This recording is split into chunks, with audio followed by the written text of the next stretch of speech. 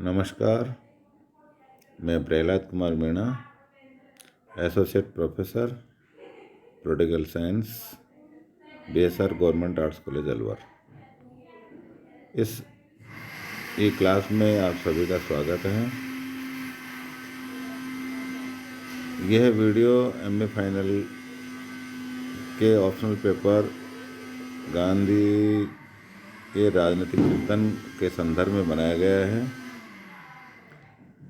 पिछले 4 वीडियो में हमने गांधी जी के आर्थिक विचारों को समझा और उनके बारे में चर्चा की। आज हम इस वीडियो में गांधी जी के आर्थिक विचारों का मूल्यांकन करेंगे। गांधी जी के आर्थिक विचारों में जो सबसे महत्वपूर्ण चीज़ है वो न पूंजीवाद की तरफ उनका रुझान रहा, न समष्टिवाद या समाजवाद की तरफ रहा। उन्होंने स्वदेशी, अस्तेय, अपरिग्रह, ट्रस्टीशिप, खादी का अर्थशास्त्र, रोटी के लिए श्रम, आर्थिक समानता आदि के संदर्भ में अपने विचारों को आर्थिक विचारों में शामिल किया और विस्तृत रूप से उनके बारे में हमने पिछले 4 वीडियो में इनके बारे में समझा। इस वीडियो में हम गांधी जी के द्वारा दिए गए आर्थिक विचारों का मूल्यांकन के संदर्भ में चर्चा करेंगे, जिसमें गांधी जी के आर्थिक विचारों को यह कहकर आलोचना की गई है कि ये अव्यावहारिक हैं, ये मानव को उसकी प्रारंभिक स्थिति में ले जाने वाले हैं। ये मानव प्रकृति के एक पहलू पर ही जोर देते हैं तथा उसकी भौतिक आवश्यकताओं की उपेक्षा करते हैं। उन्होंने यंत्रों की अनावश्यक भर्त्सना की है तथा वर्तमान सभ्यता और उसकी देन का सही मूल्यांकन नहीं किया है। गांधी जी खाद्य का सिद्धांत न केवल वर्तमान परिस्थितियों में गलत है, बल्कि ये तकनीकी ज्ञान की उपलब्धियों की उपेक्षा भी करता है। ये विचार इतिहास की गति से अनभिज्ञ है। ये आलोचना का जो आधार है उसमें गांधी जी द्वारा दिए गए यंत्रीकरण का विरोध, केंद्रीकरण का विरोध, औद्योगिकरण का विरोध और पूंजी के संग्रह के विरोध के कारण यह आलोचना की गई है। और इसमें हम ये भी कह सकते हैं कि वो तकनीकी विरोधी विचारों के कारण भी यह आलोचना की गई है। हालांकि भारत जैसे बड़े जनसंख्या वाले राष्ट्र में तकनीकी का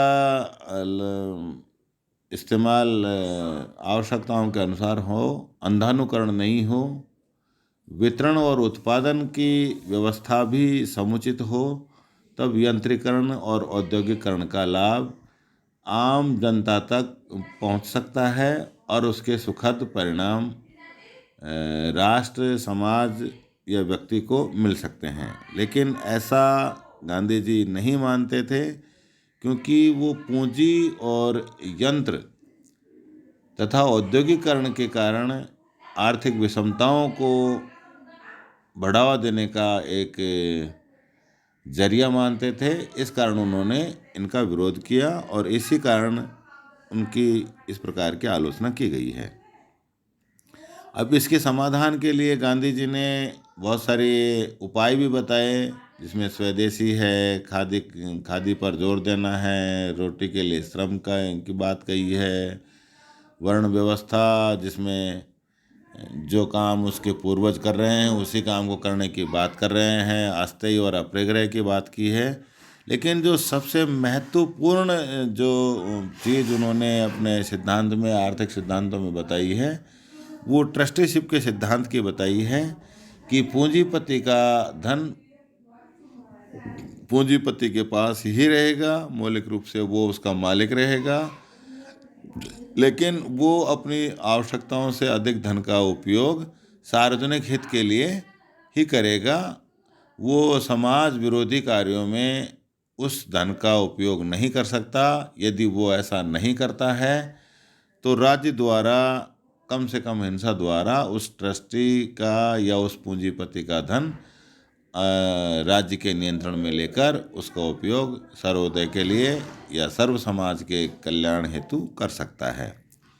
लेकिन इस ट्रस्टीशिप के सिद्धांत को भी आलोचना करने वाले लोगों ने अव्यावहारिक माना है, क्योंकि यह सिद्धांत वास्तविक क्षेत्र में परिवर्तन लाने के स्थान पर व्यक्तिनिष्ठ क्षेत्र में परिवर्तन लाने के पक्ष में है। यह मस्तिष्क में परिवर्तन लाना चाहता है, परंतु यथापूर्व स्थिति को स्थायी रखना चाहता है। एम.एन. राय के शब्दों में बताया गया है कि गांधी जी पूंजीवाद की निंदा तो करते हैं, परंतु उसे समाप्त करने को नहीं कहते। डिज़रेली की भांति वह उन्हें चीनी चढ़ाकर कड़वी गोली निगलने के लिए कहते हैं। यानी कि वो मस्तिष्क में परिवर्तन लाने की बात करते हैं। यथास्थिति में परिवर्तन लाने के लिए कोई ठोस उपाय नहीं करते हैं, नहीं बताते हैं। इसलिए ट्रस्टीशिप के सिद्धांत की भी आलोचना की गई है। ट्रस्टीशिप का सिद्धांत एक ऐसा काल्पनिक यंत्र है जो मानव की स्वार्थपरता और अगाध प्रेरणाओं को ठीक प्रकार से नहीं आंक सका। दूसरे शब्दों में यह सिद्धांत मानव की नैतिक शक्तियों पर ज़रूरत से ज़्यादा विश्वास करता है। इसके अतिरिक्त उन्होंने समाज को ऐसे नैतिक तत्वों से संगठित करने का प्रयास किया जो वर्तमान में विद्यमान नहीं हैं। यही कारण है कि भारत में ही ट्रस्टीशिप के सिद्धांत को स्वीकार या अस्वीकार करना तो दूर, अभी यह शैक्षणिक रुचि का विषय ही बना हुआ है कि क्या इस ट्रस्टीशिप के सिद्धांत में कुछ राज्य सरकार द्वारा या राज्य कानून द्वारा इसमें कुछ लागू करने के लिए कुछ नियम बनाए जा सकते हैं क्या। गांधी जी एक और राज्य की आलोचना या शंका की दृष्टि से देखते हैं और दूसरी ओर वह राज्य के हाथों में वो उद्योग रखना चाहते हैं। सार्वजनिक कल्याण के लिए अनिवार्य है। इस तरह दो तरह के सिद्धांतों की सेवा करने की इच्छा रखने से वह एक भी सेवा करने में सफल नहीं हुए। न तो अराजकतावादियों की तरह राज्य को अस्वीकार करते हैं और न ही समाजवादियों की तरह राज्य रूपी संगठन को स्वीकार करते हैं।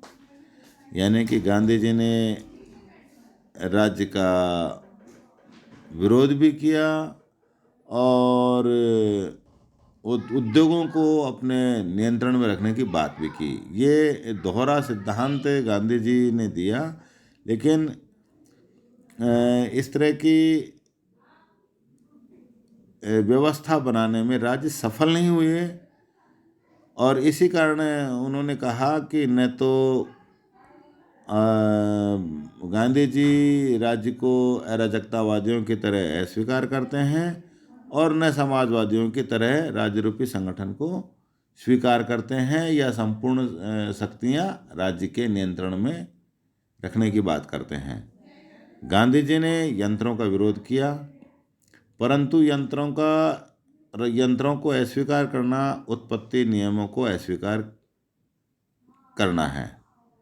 यानी कि पुरातन काल में ही जीवन को जीने की बात करता है। यदि वर्तमान परिस्थितियों में तकनीकी और यंत्रों से नहीं जुड़ा जाए तो वो व्यवस्था पुरातन या प्राचीन व्यवस्था या बहुत पीछे के इतिहास में ले जाने की बात लोगों द्वारा कही गई है, आलोचकों द्वारा बताई गई है। यंत्रों से उत्पन्न होने वाली जिन आर्थिक, सामाजिक, राजनीतिक तथा नैतिक समस्याओं का वर्णन गांधी जी ने किया है वे वास्तव में यंत्रों के कारण पैदा नहीं हुई हैं, बल्कि यंत्रों की गलत व्यवस्था या उपयोग तथा उत्पादन व वितरण की गलत प्रणालियों और नगरों की गलत योजनाओं से पैदा होती हैं। यानी कि आलोचना करने वालों का कहना है कि जो भी समस्याएं वर्तमान समय में पैदा हुई हैं या सामने आई हैं, चाहे वो आर्थिक हो, सामाजिक हो, राजनीतिक हो, नैतिक हो, वो केवल यंत्रों के कारण ही नहीं आई हैं, बल्कि यंत्रों के गलत उपयोग के कारण ये समस्याएं उत्पन्न हुई हैं। यंत्रों के कारण उत्पादन और वितरण की गलत प्रणालियों और नगरों की या बड़े शहरों की जो गलत योजनाएं हैं उनके कारण ये समस्याएं पैदा हुई हैं, जिनके कारण गांधी जी ने यंत्रों और तकनीकी का विरोध किया। इन बुराइयों की इन व्यवस्थाओं में सुधार करके दूर किया जा सकता है। और गांधी जी ने स्वयं भी तो सार्वजनिक उपयोगिता वाले यंत्रों को स्वीकार किया है। गांधी जी ने बड़े उद्योगों को, बड़े यंत्रों को, तकनीकों का विरोध किया, लेकिन सार्वजनिक उपयोगिता वाले यंत्रों का उन्होंने समर्थन किया। जैसे उन्होंने कहा कि चरखा भी एक यंत्र है, उसको उन्होंने स्वीकार किया, क्योंकि चरखा भी खादी का निर्माण करता है, खादी का उत्पादन करता है, वह जिससे वस्त्र बनते हैं। इसका विरोध गांधी जी ने नहीं किया। गांधी जी का यह विचार भी गलत है कि यंत्रीकरण से मानव स्वास्थ्य पर प्रतिकूल प्रभाव पड़ता है तथा भूमि की उपयोगिता नष्ट होती है। वास्तविकता तो यह है कि जिन राष्ट्रों का औद्योगिकरण हुआ है वे राष्ट्र आर्थिक रूप से समृद्धिशाली और खुशहाल हैं। वहाँ के लोगों का जीवन अधिक स्वस्थ है, क्योंकि तकनीकी के विकास से मनुष्य की समस्याओं में बढ़ोतरी ही नहीं, बल्कि मनुष्य के लिए वो उपयोगी भी होती हैं। उसके दोनों पक्ष हैं। जो ऊपर आलोचकों द्वारा बताया गया है कि समस्याएं यंत्रों के कारण नहीं हुई हैं, बल्कि यंत्रों के गलत उपयोग के कारण समस्याएं उत्पन्न होती हैं, चाहे वो स्वास्थ्य संबंधी हो, चाहे वो सामाजिक संदर्भ में हो, चाहे आर्थिक संदर्भ में हो। वो यंत्र के कारण नहीं, यंत्रों के गलत उपयोग के कारण वो ये ऐसी समस्याएं उत्पन्न होती हैं। इसलिए गांधी जी का यंत्रों का विरोध करना अनुचित है। गांधी जी का यह विचार भी उचित प्रतीत नहीं होता कि यंत्रीकरण से साम्राज्यवाद की भावनाएं पैदा होती हैं। और यदि इसे मान भी लिया जाए तो इस बात से इनकार नहीं किया जा सकता कि यंत्रों के कारण ही स्वतंत्रता तथा राष्ट्रीय भावनाओं का भी विकास हुआ है। गांधी जी ने यंत्रों के विरोध में ये कहा कि यंत्रों के कारण उत्पादन ज़्यादा होगा तो उसके उत्पादन को बेचने के लिए बाजार की तलाश करनी पड़ेगी, और बाजार तलाशने के लिए शक्तिशाली राष्ट्रों द्वारा उपनिवेश बनाए जाएंगे। इस कारण से भी गांधी जी ने यंत्रीकरण का विरोध किया था। लेकिन यंत्रों के कारण स्वतंत्रता और राष्ट्रीय भावनाओं का विकास भी हुआ है, ऐसा आलोचकों का कहना है, और जो कि साम्राज्यवाद के लिए कब्र खोदने का कार्य करते हैं। इसके अतिरिक्त वर्तमान में राज्य अपनी प्रारंभिक स्थिति से निकलने के लिए यंत्रों का सहारा ले रहे हैं। यंत्र स्वयं न तो वितरण की समस्या पैदा करते हैं और न ही पूंजी का केंद्रीकरण करते हैं। क्योंकि गांधी जी ने कहा कि यंत्रों के कारण वितरण की समस्या पैदा होगी, क्योंकि उत्पादन ज़्यादा होगा तो उसके वितरण की भी समस्या उत्पन्न होगी, और जब वितरण होगा तो पूंजी का केंद्रीकरण होगा। इसकी भी आलोचना, इस विचार की आलोचना भी आलोचकों द्वारा की गई है कि यह स्वयं न तो वितरण की स्वयं न तो वितरण की समस्या पैदा करते हैं और न ही पूंजी का केंद्रीकरण करते हैं और न ही श्रमिक को बेरोजगार या बेघर करते हैं। और यदि ऐसा मान भी लिया जाए तो इन दोनों का विकेंद्रीकरण, सामाजिकरण और श्रमिकों में जागृति पैदा करके इन समस्याओं को दूर किया जा सकता है, ऐसा आलोचकों द्वारा कहा गया है। गांधी जी का यह विचार भी मिथ्या लगता है कि तकनीकी विकास और आध्यात्मिक विकास एक दूसरे के विरोधी हैं। गांधी जी कहते हैं कि तकनीकी विकास और आध्यात्मिक विकास एक दूसरे के विरोधी हैं।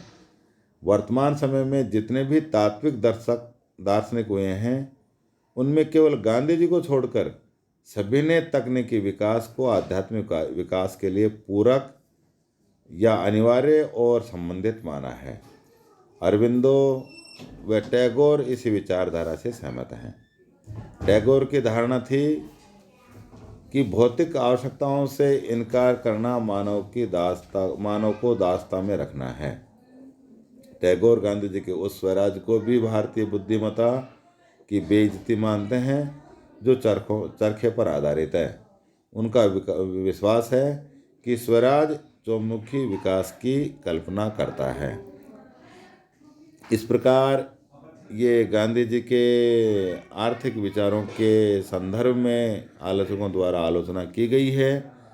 फिर भी वर्तमान समय में हम देखें तो यंत्रों के कारण या औद्योगिकरण के कारण या पूंजीवाद के कारण विश्व में समस्याएं पैदा हुई हैं, लेकिन विकास के लिए यंत्रों का और पूंजी का केंद्रीकरण होना या उनका उपयोग करना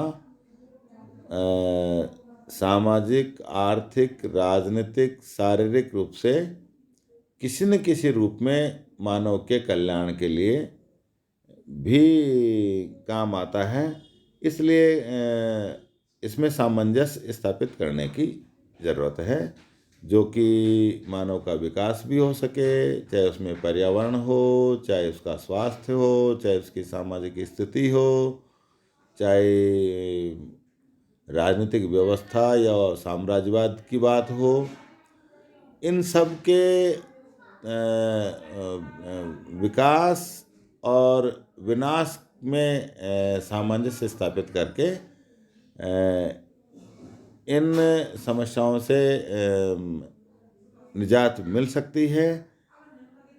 इस प्रकार से ये गांधी जी के आर्थिक विचारों का जो विश्लेषण था वो यहीं समाप्त होता है। धन्यवाद। अगले ई क्लास में हम गांधी जी के संदर्भ में किसी नए टॉपिक पर पुनः चर्चा करेंगे। तब तक के लिए घर में रहें, सुरक्षित रहें। धन्यवाद।